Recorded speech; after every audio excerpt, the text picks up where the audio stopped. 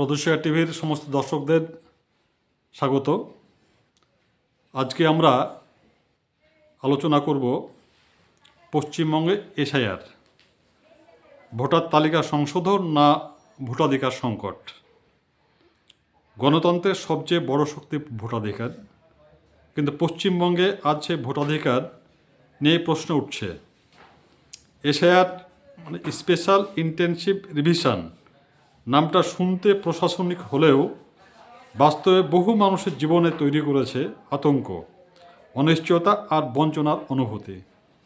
বিশেষ করে সংখ্যালঘু মুসলমান সমাজ, পরিযায়ী শ্রমিক, দরিদ্র মানুষ অনেকেই বলছেন, আমরা কি তবে ভোটারই নই? আমাদের নাগরিকত্বই কি সন্দেহের চোখে দেখা হচ্ছে? এই প্রেক্ষাপটে আজ আমাদের সঙ্গে আছেন ভগবানগোলা রানীতলা নাগরিক মঞ্চের সম্পাদক এবং শিক্ষক আজমল হক। তার কাছে আমরা এই এশিয়ার বিষয়ে অনেক অজানা বিষয় জানার চেষ্টা করব। তাকে আমরা প্রথমে জানতে চাইব তার কাছে যে এশিয়ার প্রক্রিয়া শুরু হওয়ার পর পশ্চিমবঙ্গের বহু সাধারণ মানুষ ভোটার তালিকা নিয়ে চরম অনিশ্চয়তায় পড়েছেন। এই প্রক্রিয়া কি নাগরিক অধিকার সুরক্ষার বদলে ভোগান্তির কারণ হয়ে দাঁড়িয়েছে? কেন? প্রথমেই প্রদর্শিকা টিভির কর্মকর্তা, দর্শক তাদেরকে অভিনন্দন ও শুভেচ্ছা জানাচ্ছি এই সংক্রান্ত আলোচনায় আমাকে এখানে আলোচনা করার জন্য। এবার মূল বিষয়ে আসি। এশিয়ার এখন মানুষের কাছে আতঙ্কের একটা অন্য নাম। এশিয়ারের ফলে যে ভোটাধিকার সুরক্ষা তো নয়, বরং এখন অরক্ষিত হয়ে গেছে। কারণ আপনারা লক্ষ্য করবেন, যখন এশিয়ারের নোটিফিকেশন হয় ওয়েস্ট বেঙ্গলে, তখন নির্বাচন কমিশনার উনি বলেছিলেন যে কোথাও 2002 সালের ন্যূনতম যদি মিল থাকে নামের সঙ্গে, সে বাবা মা হতে পারে, দাদু ঠাকুরদা হতে পারে, এবং বর্তমান সময়ে 2025 ভোটার লিস্টে যে নির্বাচক আছে তার ন্যূনতম মিল থাকলে তাদের কোনো সমস্যা হবে না। কিন্তু যখন এশআইআর প্রক্রিয়ার অর্ধেক কাজ সম্পন্ন, অর্থাৎ এনুমারেশন ফর্ম বিএলও সাহেবদের মাধ্যমে ডিস্ট্রিবিউট করা এবং কালেকশন করা, এবং তারপরে যখন ড্রাফট লিস্ট পাবলিশড হয়ে গেল, যখন আমরা বিভিন্ন অসঙ্গতি লক্ষ্য করে ভারতবর্ষের সাধারণ মানুষ, পশ্চিমবঙ্গের সাধারণ মানুষ নির্বাচন কমিশনের কাছে প্রশ্ন রাখছেন, এবং সেই সময় নির্বাচন কমিশন সাধারণ মানুষের সামনে তো বটেই, এমনকি সুপ্রিম কোর্টে দাঁড়িয়েও বলছে যে ন্যূনতম যদি সংশয় থাকে, ন্যূনতম যদি সন্দেহ থাকে, তাহলে সেই নির্বাচকের নাম নির্বাচক তালিকা থেকে কাটা যাবে। তাহলে নির্বাচন কমিশনার নোটিফিকেশনের সময় যখন বললেন যে ন্যূনতম মিল নামের থাকলে তাতেই তার ভোটার লিস্টের নাম থাকবে, অর্থাৎ ভোটাধিকার সুরক্ষিত থাকবে। আচ্ছা, আপনি বলুন যে এই যে বিশেষ প্রসঙ্গে আরেকটু বলি। হ্যাঁ, বলুন। কিন্তু যখন ড্রাফট লিস্ট পাবলিশড হয়ে সাধারণ মানুষ বিভ্রান্ত এবং সুপ্রিম কোর্টেও কিছু কোশ্চেন অ্যারাইজ করে যাচ্ছে, তখন সেখানে আবার নির্বাচন কমিশন বলছেন যে ন্যূনতম সংশয় বা সন্দেহ থাকলেই তার নাম কাটা যাবে। তাহলে আমি কি করে বলতে পারি যে নির্বাচন কমিশন যে এশআইআর করছে, সেই এশআইআর মানুষের ভোটাধিকারকে সুরক্ষিত করছে?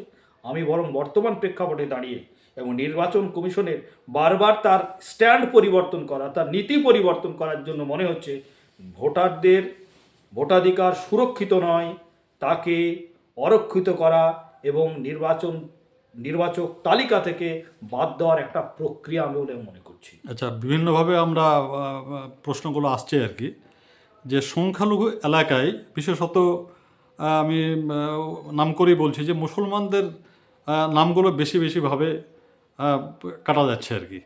তো এই বিষয়টা কি আপনি লক্ষ্য করেছেন, বা আপনার মতে কি মনে হয় এটা? দেখুন, যখনই ভারতবর্ষে একটা সামাজিক সমস্যাকে নিয়ে আসার চেষ্টা করে, সে সমস্যাটা হিন্দু বা মুসলমানের নয়, সে সমস্যাটা মানুষের সমস্যা। তখন ভারতবর্ষের সামনে একটা শ্রেণীর মানুষকে খেপিয়ে দেওয়ার জন্য, একটা শ্রেণীর মানুষকে উত্তেজিত করার জন্য খুব সুকৌশলে মুসলমান শব্দটি ব্যবহার করে। যেমন আপনি দেখুন, সিএ যখন লাগু করে তখন, বা সিএ যখন আইন আনে, তখন প্রথমে মুসলমান শব্দ ব্যবহার করলেন। মুসলমানরা কি বলেছিল যে সিএ করেন না? না, মুসলমানরা কি বলেছিল যে আমাদের এই নাগরিক অধিকারগুলো রক্ষার ক্ষেত্রে হিন্দুদের বাদ দেন? তা তো বলেনি। বরং বলেছিল সমস্ত মানুষের যারা নাগরিক অধিকার, সাংবিধানিক অধিকার, পৌর অধিকার, সামাজিক অধিকার, রাজনৈতিক অধিকার, সেগুলো সুরক্ষিত থাকে। তাহলে একটা শ্রেণীর মানুষকে শুধু মুসলমান শব্দটা ব্যবহার করে উত্তেজিত করছে। এই এশআরের ক্ষেত্রেও ঠিক প্রথমেই সিএ মানে এশআর কাদের জন্য বলছে? মুসলমানদের জন্য। এইরকম একটা শব্দবন্ধ ব্যবহার করতে চাইছে, কিন্তু এটা মোটেই ঠিক নয়। কেন বলছি? যখন এনরোলমেন্ট ফর্ম জমা হলো, তারপরে যে লিস্ট পাবলিশড হলো, তারা দেখলেন যে মুসলমান অধ্যুষিত এলাকাগুলোই খুব বেশি ম্যাপড হয়েছে। যেমন মুর্শিদাবাদের ক্ষেত্রে 1.28 আনম্যাপড ভোটার ছিল, অর্থাৎ বাবা ঠাকুরদা তাদের সঙ্গে বর্তমান নির্বাচকের যে প্রয়োজনী লিঙ্ক, সেই লিঙ্ক নাই, এরকম 1.28। তাহলে এই সময় দেখা যাচ্ছে যে একটা ধারণা তৈরি করে দেওয়া হয়েছিল যে পশ্চিমবাংলার বুকে প্রচুর পরিমাণে রোহিঙ্গা মুসলিম এসছে। সেটা তো বাস্তবে তা নয়। তাহলে এখন এই জায়গায় দাঁড়িয়ে সমস্যাটাকে ঘুরিয়ে দেওয়ার জন্য তাদের যে কথা একটা অপপ্রচার করেছিল, সেই জায়গায় দাঁড়িয়ে তারা এখন মুসলমান শব্দটাকে ব্যবহার করছে, করে নতুন করে মুসলমানদের দিকে দৃষ্টি ঘোরানোর জন্য লজিক্যাল ডিসক্রিপেন্সি, যাকে বলছে যুক্তিগত তথ্যের অসঙ্গতি, এই বিষয়টাকে নিয়ে এটার এই যে মানে লজিক্যাল যে ডিসক্রিপেন্সি বলছে, এটাকে বাস্তব কোনো ভিত্তি আছে? এটা এই জায়গাতে আমি বলতে চাইছি, এবার যখন ম্যাপড এবং আনম্যাপড দ্বারা যে উদ্দেশ্য চরিতার্থ করতে গিয়েছিল সেটা যখন সম্ভব হচ্ছে না, যে প্রচার তারা রেখেছিলেন সেটা সম্ভব হচ্ছে না, তখন এই লজিক্যাল ডিসক্রিপেন্সি নিয়ে কার নামের বানান ভুল, কার পদও ভুল, এই সমস্ত নিয়ে মুসলিম অধ্যুষিত এলাকাগুলোই বেশি বেশি পরিমাণে নোটিশ ইস্যু করছে। এর ফলে যেটা মানুষের সমস্যা ছিল, সেই সমস্যাটাকে এখন দেখিয়ে দিতে চাইছে যে মুসলমানের সমস্যা। কিন্তু বাস্তবিক আমরা দায়িত্ব নিয়ে বলতে পারি যে ভারতবর্ষে মুসলিমরা আসেনি, বরং ভারতবর্ষ থেকে স্বাধীনতা সময়ে মুসলমানরা বাংলাদেশে চলে গিয়েছে। এটা যেটা হচ্ছে সেটা অপপ্রচার। তাই এশিয়ার নিয়ে মুসলিম অধ্যুষিত এলাকায় যে হিউজ পরিমাণ ব্যাপক সংখ্যক মানুষকে নোটিশ ইস্যু করছে, সেটা এক প্রকার মানে কী বলে বিদ্বেষ থেকেই এগুলো করা হচ্ছে বলে আমি মনে করছি। এবং যে লজিক্যাল ডিসক্রিপেন্সি, সেই লজিক্যাল ডিসক্রিপেন্সি একটা অবাস্তব বিষয়।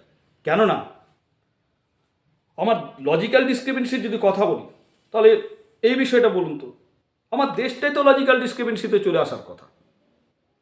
নির্বাচন কমিশনার নিজেই লজিক্যাল ডিসক্রিপেন্সিতে চলে আসার কথা।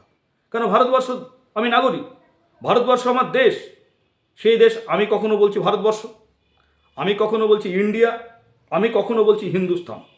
তাহলে এআই অ্যাপ দিয়ে যদি আমার দেশটাকে যদি আমি শনাক্তকরণ করতে চাই, তাহলে ভারতবর্ষ একটা দেশ হয়ে যাওয়ার কথা, ইন্ডিয়া একটা দেশ হয়ে যাওয়ার কথা, হিন্দুস্তান একটা দেশ হয়ে যাওয়ার কথা। তো এআই টেকনোলজিকে ব্যবহার করছেন, তো আমার দেশের নামটা একবার এআই টেকনোলজিকে দিয়ে সার্চ করুন তো, তাহলে কি একটা দেশ থাকবে? আচ্ছা, এর সঙ্গে আপনি তাহলে বলুন আর কি, যে মুসলমান ভোটারদের এই যে প্রশ্নের সম্মুখে দাঁড় করিয়ে দেওয়া আর কি, এটার পেছনে কারণটা কি? এটা কি কোনো রাজনৈতিক কারণ না অন্য কিছু ব্যাপার? এটার পশ্চাতে অবশ্যই একটা রাজনৈতিক বিষয়, এবং শুধু রাজনৈতিক বিষয় নয়, তারা যে একটা ন্যারেটিভ রেখেছিল প্রচুর পরিমাণে বিদেশি রোহিঙ্গা অনুপ্রবেশকারী পশ্চিমবঙ্গের গ্রামে গঞ্জে ছেয়ে গেছে, এই অপপ্রচার থেকেই এই লজিক্যাল ডিসক্রিপেন্সি নিয়ে এসছে।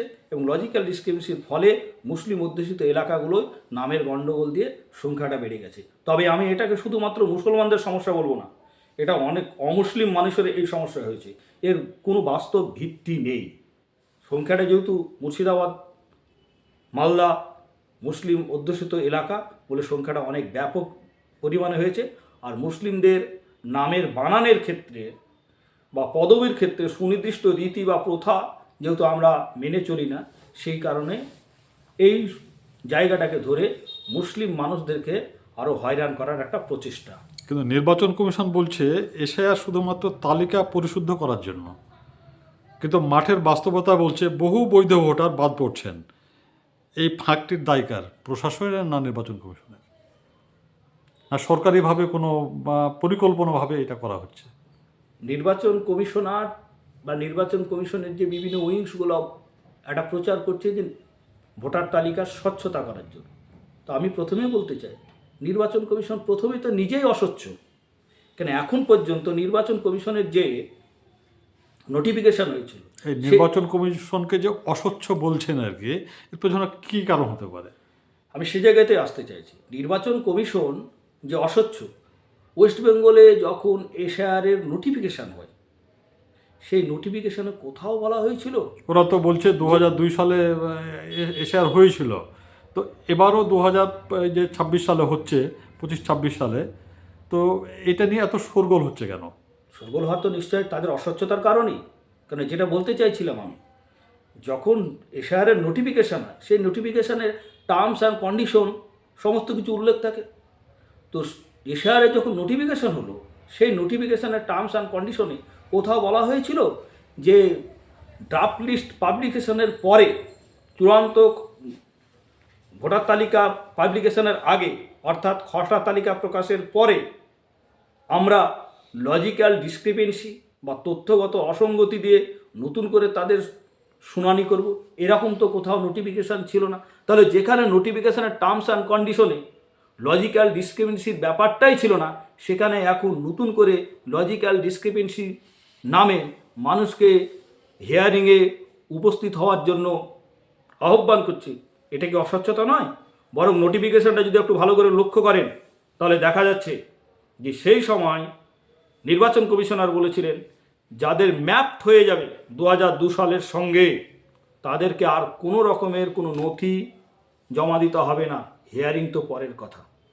কিন্তু খসড়া তালিকা প্রকাশের পরে দেখলাম যে ম্যাপড হয়নি এরকম সংখ্যা 58 লক্ষ, তাদের মধ্যে অধিকাংশ মৃত, স্থানান্তরিত হয়ে গেছে, অর্থাৎ ডুপ্লিকেট ভোটার।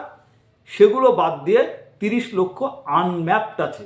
সেই 30 লক্ষ আনম্যাপড ভোটারের হিয়ারিংয়ের নোটিফিকেশানে উল্লেখ ছিল যে যারা আনম্যাপড হবে তাদেরকে তাদের ভোটাধিকার রক্ষার জন্য নির্বাচন কমিশন আত্মপক্ষ সমর্থনের সুযোগ দিবে, সেজন্য তাদের হিয়ারিং হবে। তাহলে যেখানে নির্বাচন কমিশন তার নিজের নোটিফিকেশনে বলছেন যে আনম্যাপড ভোটারদের শুধুমাত্র হিয়ারিং বা শুনানির ব্যবস্থা করে তাদের ভোটাধিকার রক্ষার বন্দোবস্ত করা হবে, তাহলে নির্বাচন কমিশনের কোথাও নোটিফিকেশানে লজিক্যাল ডিসক্রিপেন্সি বা তথ্যগত অসঙ্গতি কথা তো বলা ছিল না। তাহলে যেখানে আমি বা আপনি বা সাধারণ মানুষ ম্যাপড হয়ে গেলাম, ম্যাপড হওয়ার পরে যখন দেখা যাচ্ছে যে আমরা যে প্রচার শুনেছিলাম সেই প্রচার অনুযায়ী বাস্তবে তা মিলছে না, তখন এই লজিক্যাল ডিসক্রিপেন্সির নামক একটা নতুন বিষয়কে নিয়ে আসছে নির্বাচন কমিশন। তাহলে এটাকে কি আপনি স্বচ্ছতা বলবেন? তাহলে নির্বাচন কমিশনই তো অস্বচ্ছ কাজ করছে। তাই লজিক্যাল ডিসক্রিপেন্সি বিষয়টাই নির্বাচন কমিশনের যে নোটিফিকেশান আর বাস্তব তার সঙ্গে স্ববিরোধী। সেই জন্যই লজিক্যাল ডিসক্রিপেন্সির একটা অবাস্তব বিষয়, শুধুমাত্র মানুষকে হয়রানি করা এবং মানুষের ভোটাধিকারকে সুকৌশলে হরণ করার একটা প্রক্রিয়া বলে আমরা মনে করি। তো নির্বাচন কমিশন তো একটা সাংবিধানিক প্রতিষ্ঠান, তো মানে এই কমিশনকে কি আপনি কোনো মানে প্রশ্নের সম্মুখে দাঁড় করাচ্ছেন যে পক্ষপাতিত্বমূলক কাজ করছে, যা গণতন্ত্রের পক্ষে বিপজ্জনক? দেখুন, নির্বাচন কমিশন একটা স্বশাসিত সংস্থা, তার স্ট্যাটুটারি বডি, তার নিজস্ব স্ট্যাটুট আছে, তার সেই স্ট্যাটুট অনুযায়ী সে পরিচালিত হবে।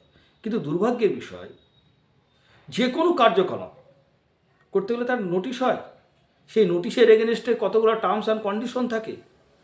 তা আমি তো আপনার সম্মুখে বলছি যে নোটিফিকেশান হয়েছিল, সেই নোটিফিকেশানে কোথায় লজিক্যাল ডিসক্রিমিনেন্সি নামক টার্মস অ্যান্ড কন্ডিশনের কথা বলা হয়েছিল? বরং বলা হয়েছিল সেইখানে যে খসড়া তালিকা প্রকাশের পরে নির্দিষ্ট সময়ে যদি কেউ অভিযোগ করে তাহলে তার সে অভিযোগের নিষ্পত্তির জন্য শুনানি হতে পারে। তো এই যে বিপুল পরিমাণ মানুষকে লজিক্যাল ডিসক্রিপেন্সির নামে ডাকছে, তাহলে এই খসড়া তালিকার প্রকাশের পরে কে অভিযোগ করলো? নির্বাচন কমিশন প্রকাশ করুক যে এই ব্যক্তিরা খসড়া তালিকার বিরুদ্ধে অভিযোগ করেছে, তাই আমরা লজিক্যাল ডিসক্রিপেন্সির কথার বিষয়টাকে নিয়ে এসে আমরা এগুলো শুনানির বন্দোবস্ত করছি। আপনি আরেকটা বিষয় বলুন তো, যে মানে তথ্য বলছে যে এ সময় 12টা রাজ্যে এশিয়ার হচ্ছে, তো অন্যান্য রাজ্যের তুলনায় এই পশ্চিমবঙ্গে কি বিশেষভাবে কোনো নির্বাচন কমিশনের নজরদারি, যে যাতে বেশি ভোটাধিকার মানে থেকে বঞ্চিত হয় আর কি, এরকম বিষয় নিয়ে কি নির্বাচন কমিশন আলাদাভাবে কোনো কড়াকড়ি ব্যবস্থা নিয়েছে? দেখুন, নির্বাচন কমিশন কি চিন্তা ভাবনা করছেন সেটা আমরা তো ওভাবে বলতে পারবো না, তবে এটা তো কড়াকড়ি তো হচ্ছেই।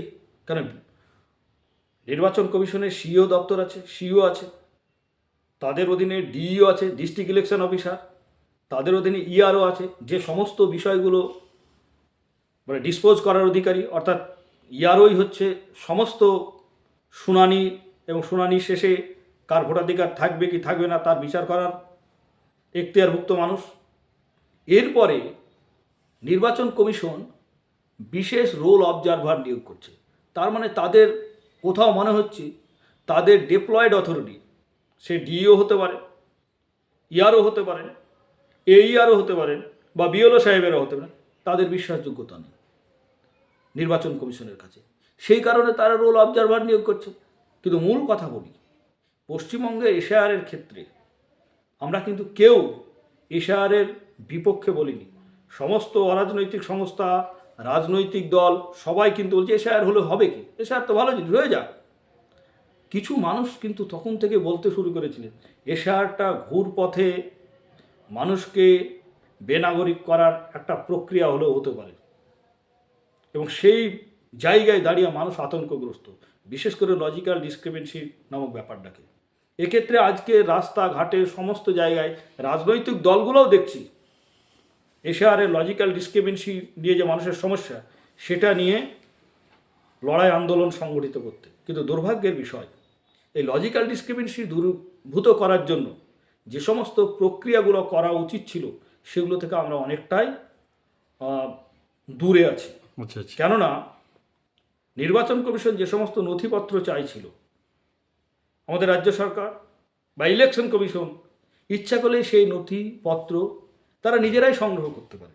যেমন আমি মনে করি এই মুহূর্তে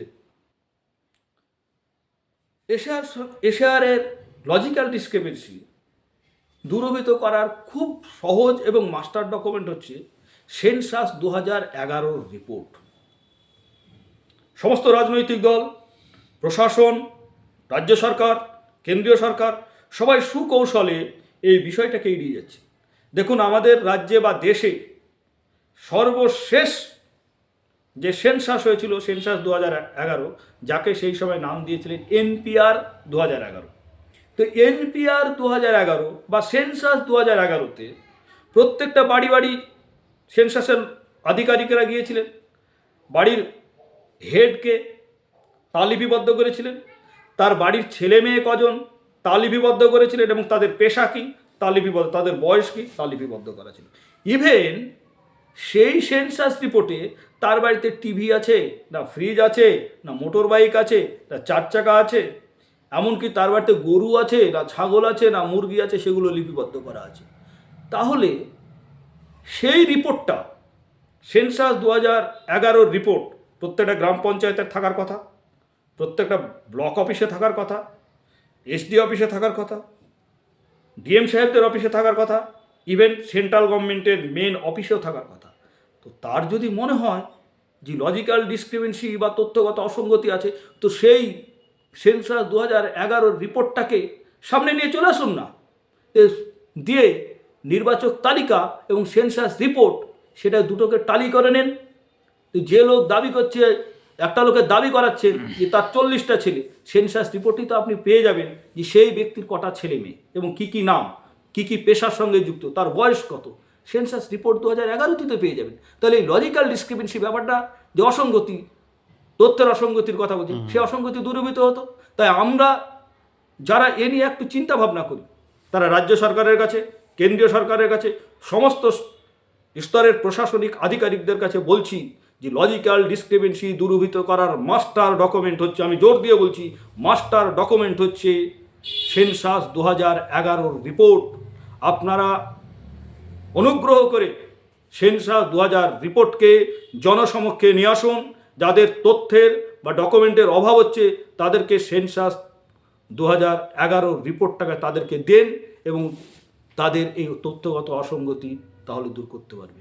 তাই উভয় যারা আজকে আমরা বলছি তথ্যগত অসঙ্গতি নিয়ে অনেক বড় বড় কথা বলছি, অনেক লড়াই আন্দোলনের কথা বলছি, তাদের আমার মনে হচ্ছে এই মুহূর্তে সরকারকে বলা, সে কেন্দ্র সরকার হতে পারে, রাজ্য সরকার হতে পারে, উভয় সরকারের কাছে অনুরোধ করা যে সেন্সাস 2011 রিপোর্টটাকে জনসমক্ষে নিয়ে আসুন এবং সেই রিপোর্টটা পেলেই তথ্যগত অসঙ্গতি বা লজিক্যাল ডিসক্রিপেন্সি 90%ই ওভারকাম হয়ে যাবে বলে আমরা মনে করি। আমি একটু অন্য কথা বলি, অন্য বিষয়ে আর কি, যে পশ্চিমবঙ্গে বিভিন্নভাবে তথ্যে আমরা দেখতে পাই যে বিশেষত সংখ্যালঘু মুসলমানদের যে মানে শতকরা হার, কেউ কেউ বলে 28, 30, কেউ কেউ 35ও দাবি করে, যাক পরিসংখ্যান যাই হোক, মানে এই যে 30 বা 35% মুসলমান জনগোষ্ঠী, তাদের মধ্যে দরিদ্র, অতি দরিদ্র, পরিযায়ী মানে সংখ্যাটা অনেক বেশি আর কি। তারা বিভিন্নভাবে রাজ্যে ছড়িয়ে ছিটিয়ে থাকে। তাদের ভোটাধিকার রক্ষা করাটা একটা চ্যালেঞ্জের মুখে দাঁড়িয়েছে আর কি। তো এইটা কি মানে একটা গণতান্ত্রিক দেশে মানে নির্বাচন কমিশনের একটা দায়িত্বের মধ্যে পড়ে না, যে এই ভোটাধিকারগুলো রক্ষার জন্য অনেকটা সহানুভূতিশীল হওয়া? কি মনে করেন আপনি? অবশ্যই, কিন্তু শুধু সহানুভূতিশীল নয়, মানবিক হওয়া উচিত। কারণ একজন প্রান্তিক মানুষের সমস্ত ডকুমেন্টস, বিশেষ করে 20-25 বছর আগেকার ডকুমেন্ট তার কাছে থাকবে, এটা অস্বাভাবিক। আর সেজন্যই তো আমি যে কথাটা বারবার বলার চেষ্টা করছি, সেন্সাস রিপোর্ট। কেন সেন্সাস রিপোর্ট তো এখন পাবলিক ডোমেনে থাকার কথা, কারণ এটা তো এখন পাবলিক প্রপার্টি। কারণ সেই সময় ভারত সরকার বিজ্ঞাপন দিয়ে কোটি কোটি টাকা খরচ করে সেন্সাস করিয়েছে। তাহলে সেই নথি যদি সরকারের কাছে থাকে, সেই সরকার সামনে নিয়ে আসলেই তো তাদের নথি সংক্রান্ত অভাব দূরীভূত হতে পারে। আরেকটা বিষয়, নির্বাচন কমিশনের যে নথির যে তালিকা, সেই তালিকায় দেখবে 6 নম্বরে ছিল ডোমিসিয়াল সার্টিফিকেট, স্থায়ী বাসিন্দা সার্টিফিকেট, আর 10 নম্বরে ছিল ফ্যামিলি রেজিস্টার সার্টিফিকেট, বংশ তালিকা। দুটোই দেওয়ার অধিকারী এসডিও সাহেব, ডোমিসিয়াল সার্টিফিকেট দেওয়া অধিকারী, এবং ফ্যামিলি রেজিস্টার সার্টিফিকেটগুলো সম্ভবত গ্রাম পঞ্চায়েত স্তর থেকে দেওয়া যায়।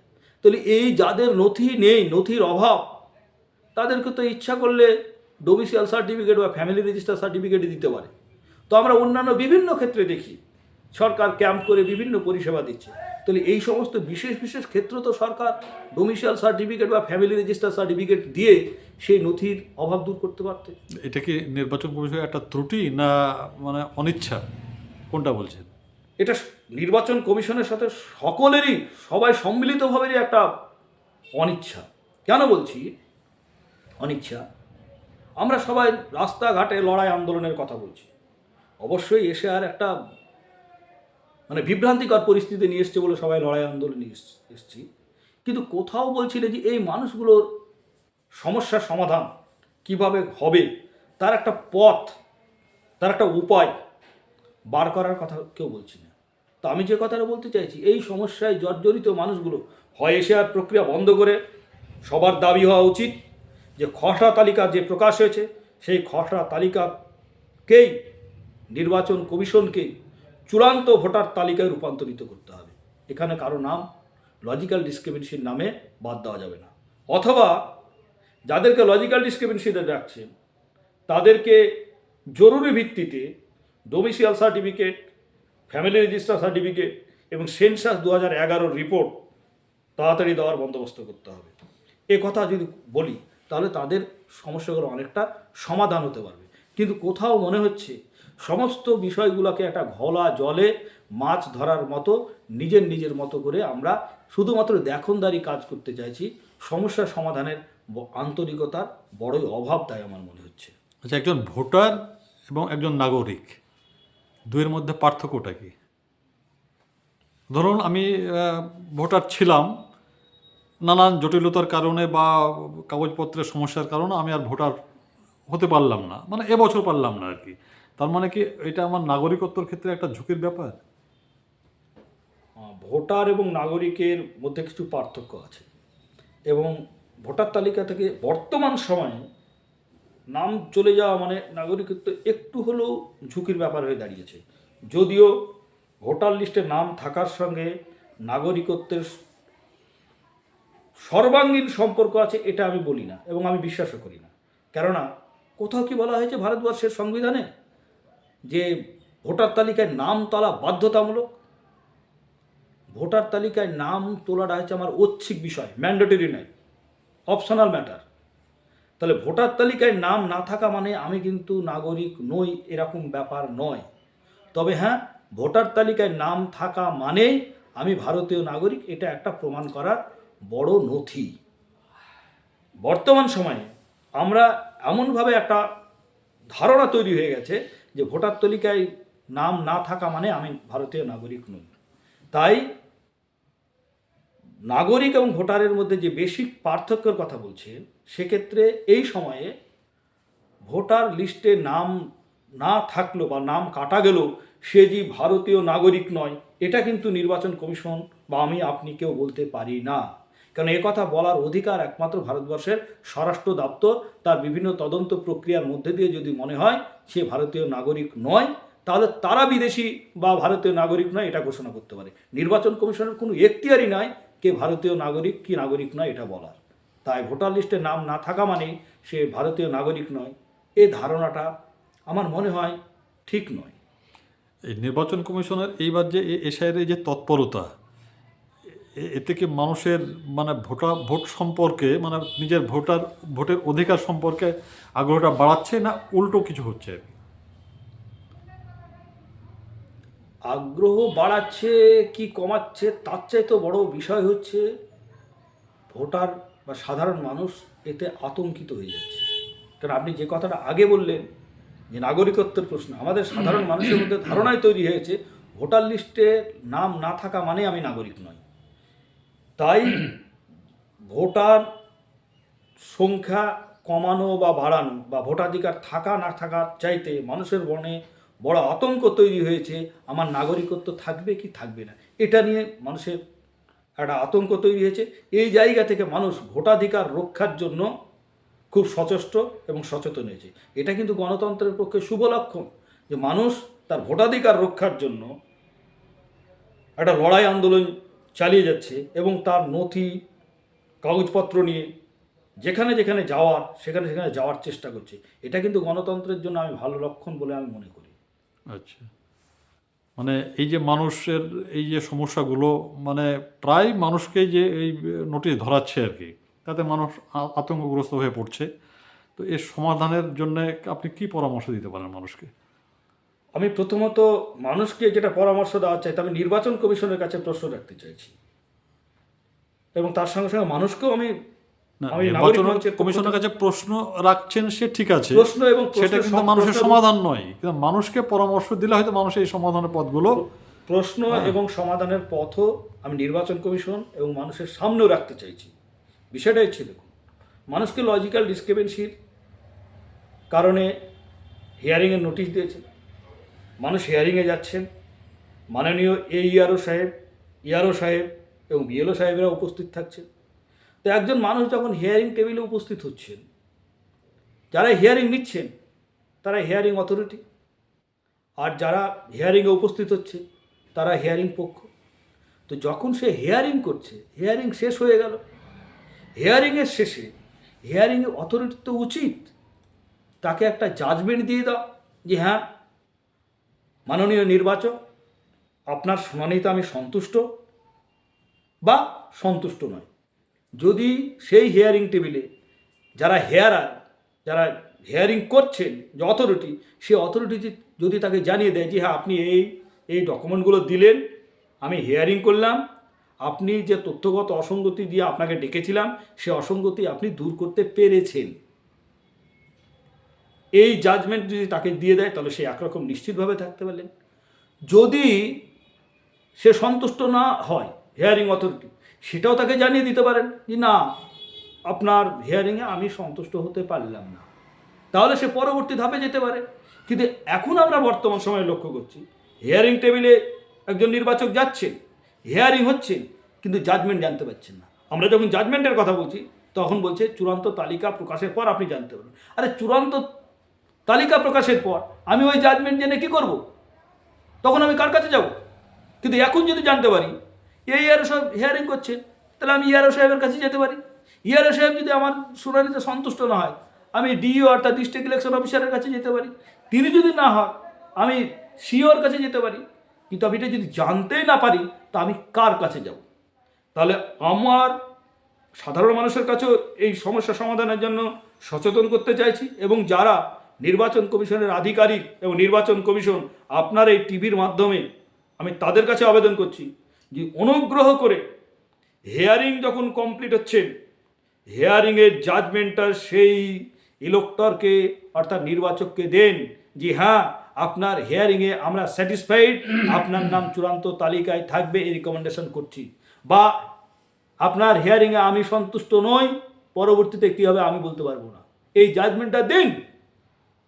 সেই সঙ্গে ইলেকশন কমিশনের কাছে আরও দাবি করছি, আমরা প্রথম দিন থেকে বলে আসছি, গত 8ই জানুয়ারি 2026 সালের মানে এই মাসেরই ভিডিও ভগবানগুলো 2, ভিডিও ভগবানগুলো 1 অর্থাৎ 2 AERO সাহেবের কাছে গিয়েছিলাম, এই দাবি করেছিলাম যে আপনারা সামনে যারা হিয়ারিংয়ে উপস্থিত হচ্ছেন তাদেরকে নোটিশ যেমন দিয়েছেন, সেক্ষেত্রে যেমন রিসিভ করিয়ে নিয়েছিলেন, হিয়ারিংয়ে যারা উপস্থিত হয়েছেন তাদেরকে হিয়ারিংয়ের উপস্থিতির রিসিভ দেন, এবং কোন কোন তথ্য সে আপনাকে দিচ্ছে সেই তথ্যের রিসিভ কপি আপনাকে দিতে হবে। সুপ্রিম কোর্ট সেই রিসিভ দেওয়ার কথা বলেছে, কিন্তু লজিক্যাল ডিসক্রিমিনেন্সির ক্ষেত্রে যে হিয়ারিং হলো, সেই হিয়ারিং অথরিটির জাজমেন্টটা অন স্পট দেওয়ার কথা বলেনি। কিন্তু আমরা তাই চাইছি, যদি নির্বাচন কমিশন যে স্বচ্ছতার কথা বলছেন, নির্বাচন কমিশন যদি নিজেই স্বচ্ছ হয়, তাহলে নির্বাচন কমিশনের কাছে অনুরোধ করছে আপনার স্বচ্ছতা বজায় রাখার জন্য,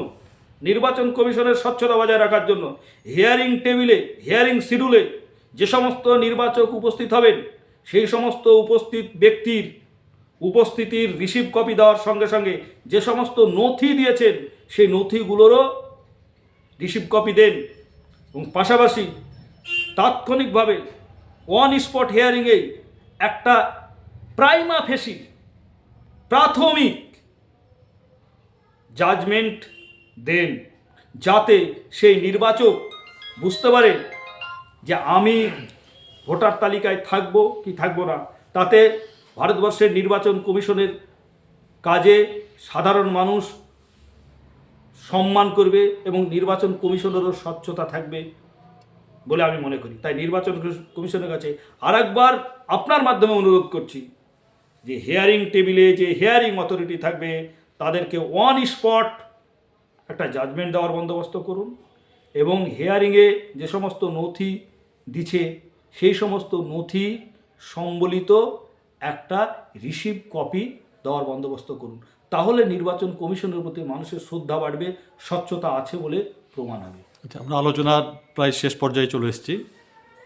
আজমল হকের কাছে আমরা শেষ জানতে চাইব যে একজন ভোটার এখন কি কি নথি জমা দিতে পারে, সে নোটিশ পাওয়ার পরে নথিগুলো কি কি জমা দিতে পারে? এটা যারা লজিক্যাল ডিসক্রিমিনেন্সিতে নোটিশ পাচ্ছেন, কী কী কারণে নোটিশ পাচ্ছেন সেটা দেখতে হবে। তার পরিপ্রেক্ষিতে বলা যাবে যে কী কী নথি তারা উপস্থাপন করবে, এবং যারা হিয়ারিংয়ে যে সমস্ত আধিকারিক আছে তারা কোন কোন নথি গ্রহণ করবেন। কেননা আনম্যাপড যদি ভোটার হতো তাহলে আমি সুনির্দিষ্টভাবে বলতে পারতাম যে নির্বাচন কমিশনের যে প্রথমে 11টা নথির কথা বলেছিল, পরে 2টো নথি বাড়িয়েছে, যে 13টা নথি ছিল তার যে কোনো একটা নথি দিলেই হবে। কিন্তু এখন যে শুনানিগুলো হচ্ছে খুব সুকৌশলে, আমি প্রথমে বললাম খুব সুকৌশলে একটা শ্রেণীর মানুষকে হয়রানিতে ফেলা, তাদের ভোটাধিকার প্রশ্নচিহ্নের মুখে ফেলার জন্য লজিক্যাল ডিসক্রিমিনেন্সি বিষয়টা নিয়ে এসছে। এই লজিক্যাল ডিসক্রিমিনেন্সি মানে কিন্তু সে আনম্যাপড নয়, সে ম্যাপ ভোটার। তার মানে সে আমাদের নির্বাচক তালিকার অন্তর্ভুক্ত ভোটার, সে অন্তর্ভুক্ত ভোটারকে শুধুমাত্র নামের বানানের ভুল, পদবীর ভুল, বা নাম ছিল রহিম এখন হয়ে গেছে রহিম শেখ, নাম ছিল রামকুমার এখন হয়ে গেছে রামচন্দ্র কুমার, এই যে মধ্য পদবীর গণ্ডগোল হয়েছে তার জন্য ডাকছি। তাই এই ধরনের নথির ক্ষেত্রে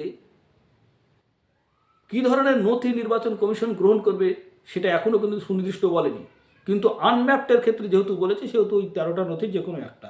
এক্ষেত্রে যে তথ্যগত অসঙ্গতির কথা বলছি, সেই অসঙ্গতি কোন নথি দিয়ে দূর করা যাবে এটা কিন্তু নির্বাচন কমিশন সুনির্দিষ্টভাবে বলেনি। তাই এটাও কিন্তু একটা বড় অস্বচ্ছতা। সেক্ষেত্রে হিয়ারিং টেবিলে যারা উপস্থিত থাকবেন তাদের তাৎক্ষণিক বিচারটাই খুব বড় বিষয় বলে আমি মনে করছি। ধন্যবাদ আপনাকে, আপনার মূল্যবান সময় আমাদের প্রদর্শিকা টিভি দেওয়ার জন্য। আগামী দিনে এই আলোচনা আমরা আরও করার চেষ্টা করব। প্রদর্শিকা টিভির পক্ষ থেকে সবাইকে ধন্যবাদ। আমিও প্রদর্শিকা টিভির সমস্ত দর্শক শ্রোতামণ্ডলী এবং বিশেষ করে কর্মকর্তা নবিউল সাহেবকে ধন্যবাদ ও শুভেচ্ছা কৃতজ্ঞতা জানাচ্ছি।